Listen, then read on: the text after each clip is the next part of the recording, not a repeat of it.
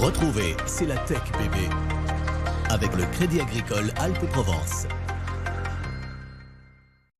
Votre programme C'est la Tech bébé avec la métropole Aix-Marseille-Provence, élue capitale européenne de l'innovation 2022.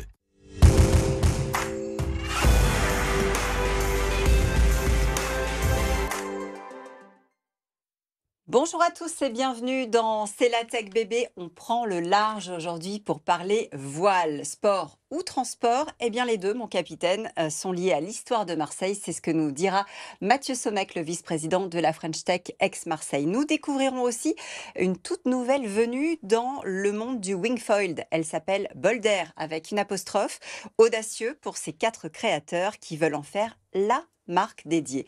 Et puis nous embarquerons en avant-première avec ICO. L'entreprise ambitionne de développer les voiliers cargo. Les carnets de commandes ont déjà commencé à se remplir. Quand on dit voile et Marseille, aujourd'hui Mathieu, c'est forcément aux Jeux Olympiques et Paralympiques que l'on pense parce que eh bien, c'est ici, chez nous, que les épreuves vont avoir lieu, je crois. Et c'est très bientôt, puisque du 28 juillet au 8 août, tout le monde de la voile aura les yeux braqués sur Marseille. Et c'est là que les épreuves se déroulent. La ville a été choisie en raison des conditions parfaites pour la pratique de ces sports, et notamment les vents très très favorables.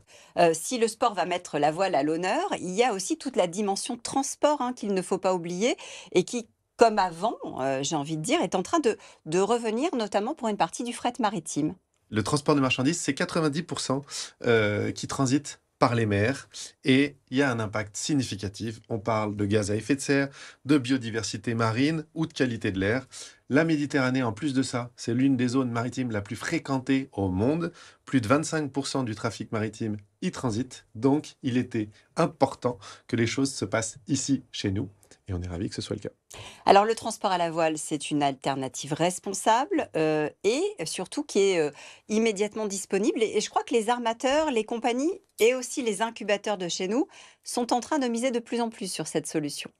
Comme toujours, les startups sont à la pointe sur ces sujets et ils sont accompagnés par les grands armateurs. On va bien sûr citer ici CMA CGM et The Box qui sont très engagés sur ces sujets. Mais on peut citer l'incubateur de Cage, le pôle de compétitivité Mer Méditerranée et puis bien sûr le Ponant, la compagnie méridionale. Ils sont tous très engagés dans ces domaines et accompagnés par l'École nationale supérieure maritime et l'ISEN, École d'ingénieurs du numérique, puisque quand l'académique s'associe avec le monde économique, ça fait des étincelles. Et on a, vous l'avez dit, des startups qui sont déjà bien lancées sur ces domaines-là. On pourrait par exemple citer Sirocco. Une start-up de Climate Tech qui soutient effectivement la transition énergétique du transport maritime avec une plateforme qui évalue et améliore l'efficacité des navires. On a aussi Sail Easy. C'est le loisir. Ils offrent une liberté totale aux passionnés de voile. Ils leur offrent la possibilité d'aller naviguer sans contrainte un peu partout et en particulier à Marseille où la start-up est née. Et il faudra aussi désormais compter avec une nouvelle venue, c'est Bolder, dans le paysage marseillais. Et figurez-vous qu'elle veut devenir le leader mondial du wingfoil. Une histoire d'amitié au départ et de passion pour la voile. Le reste, c'est Marine Bossy qui nous le fait découvrir.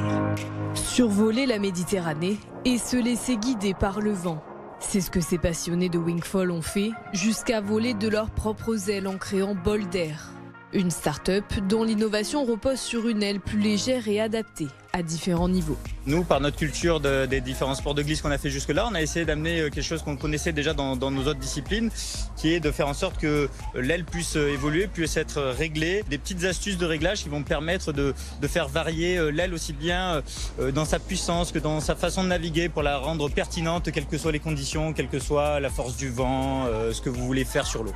Le projet Bolder s'inscrit aussi dans une démarche de recyclage des matériaux de sport de glisse. L'idée, c'est de récupérer, de récolter un maximum d'ailes de wing et de kite usagées et en collaboration avec des ESAT pour la confection. Donc on s'est rapproché d'ateliers pour la confection de produits de seconde vie, ce qui permet de développer l'écosystème marseillais. Au boulot! Prochaine étape pour la start-up, lancer une précommande de ces ailes Bolder d'ici cet été. Et parmi celles et ceux qui veulent faire leur place dans le monde de la navigation, il y a aussi ICO. Bonjour Jamina Daniel Cazeneuve. Bonjour. Merci d'être avec nous. ICO, c'est une société de fret responsable. Votre pari, le retour, on en parlait du voilier cargo, le fameux. On revient finalement aux premières amours de Marseille. Comment est-ce que vous avez mûri cette idée? Comment elle est née? Il y a eu un voyage déclic. J'ai participé à la Transat Jacques Vabre, qui est une course au large.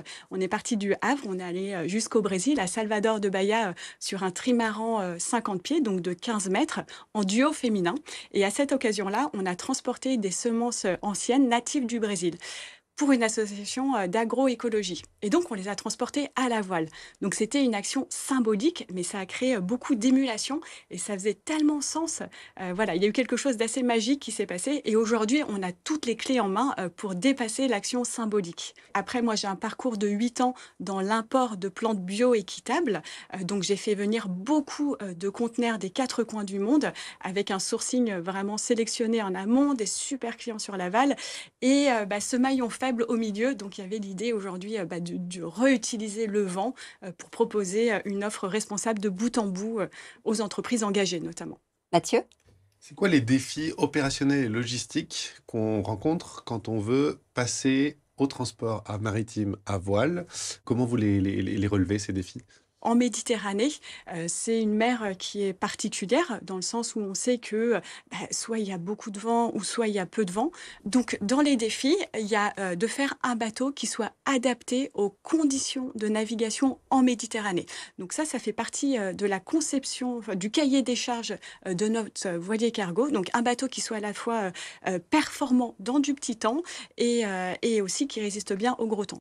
Et après, il y a aussi, nous, on a fait le choix de revenir à la palette. Donc, il n'y a pas la gestion des conteneurs, ce qui est aussi adapté au format de voilier cargo d'ICO. Ça veut dire que vous ne ferez pas de longs courriers, par exemple. Vous serez obligé de faire du cabotage. On est sur des plus petites routes. Alors, là, ICO, on est en train de développer plusieurs lignes. Donc, il y a des lignes plus courtes, par exemple, vers Alicante en Espagne, vers la Tunisie, vers la Sicile. Mais on prévoit aussi d'aller jusqu'en Turquie, par exemple. Vous avez parlé de la tech tout à l'heure. Vous m'avez dit en préparant cette émission, on est de la slow tech. Parce que justement, il y a le vent d'un côté et il y a de la tech des fameux navires de course qui a été adaptée. Oui, alors à la fois, on est effectivement sur de la slow tech dans le sens où on reste un bateau à voile et à la fois, on utilise les matériaux modernes, par exemple sur les gréements. Donc, c'est des gréements qui sont performants et qui permettent de manœuvrer avec beaucoup moins de membres d'équipage ces bateaux et qui rendent aussi les modèles économiques possibles.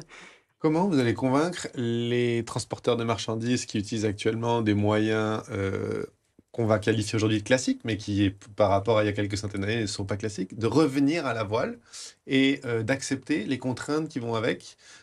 Comment on fait ça?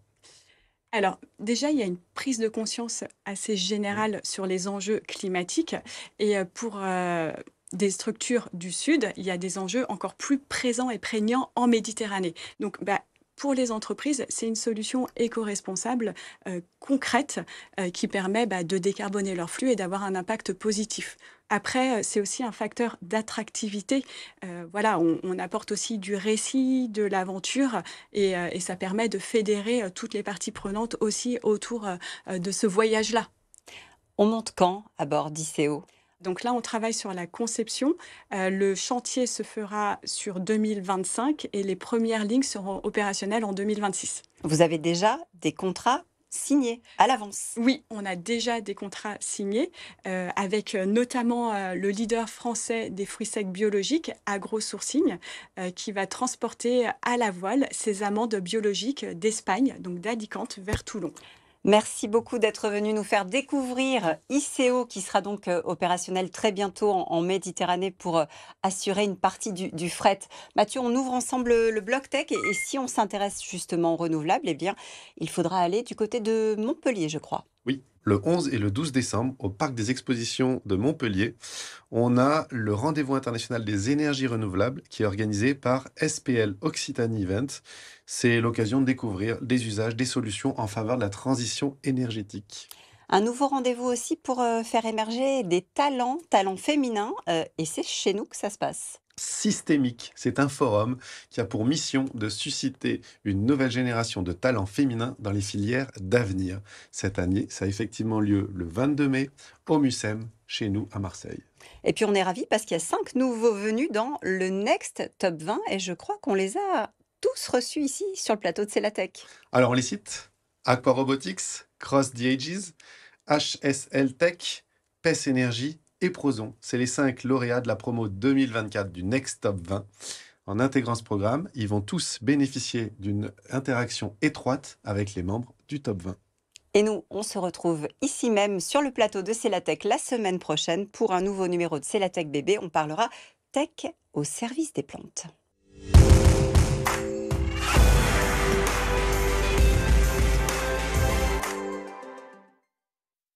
C'était votre programme C'est la Tech bébé avec la métropole Aix-Marseille-Provence, le territoire de la diversité innovante. C'était C'est la Tech bébé avec le Crédit Agricole Alpes-Provence.